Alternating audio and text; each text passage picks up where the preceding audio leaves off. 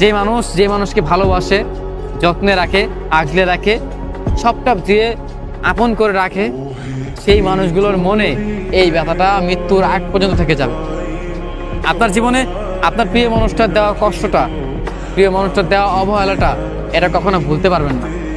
যতবার ভোলার চেষ্টা করবেন, যতবার ভাববেন মানুষটাকে আমি ভুলে যাব, নিজের মানুষটাকে ভুলে গিয়ে আমি নতুন করে বাঁচব, ঠিক তখনই, ঠিক সেই মুহূর্তেই আপনার মনে পড়ে যাবে অতীতের কথাগুলো, অতীতের ঘটনাগুলো, অতীতের স্মৃতিগুলো আপনার চোখের সামনে ভেসে উঠবে।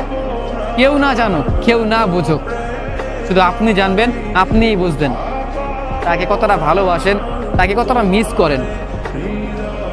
একটা সময় যার জন্য পাগলের মতো হয়ে গিয়েছিলাম, সবসময় পাগলামি করতাম, পাগল না হয়েও পাগল হয়েছি। আজকে এই মানুষটার জন্যই কত না কষ্ট হয়। আজকে এই মানুষটার সাথে চাইলেও যোগাযোগ হয় না। দিন যায়, মাস যায়, বছরের পর বছর যায়, তবু এই মানুষটার দেখাও তো পাই না, এই মানুষের সাথে কথাটাও হয় না। জীবন আসলেই অদ্ভুত।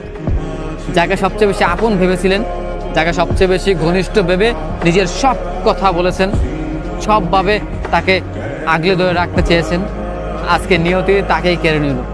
তার সাথে আজকে আপনার বিচ্ছেদটা হয়ে গেল, তার সাথেই আপনার যোগাযোগ চিরতরে বন্ধ হয়ে গেল। এখন হয়তো তার সাথে আপনার দেখা হবে, সে হয়তো বলবে কেমন আছো, কিংবা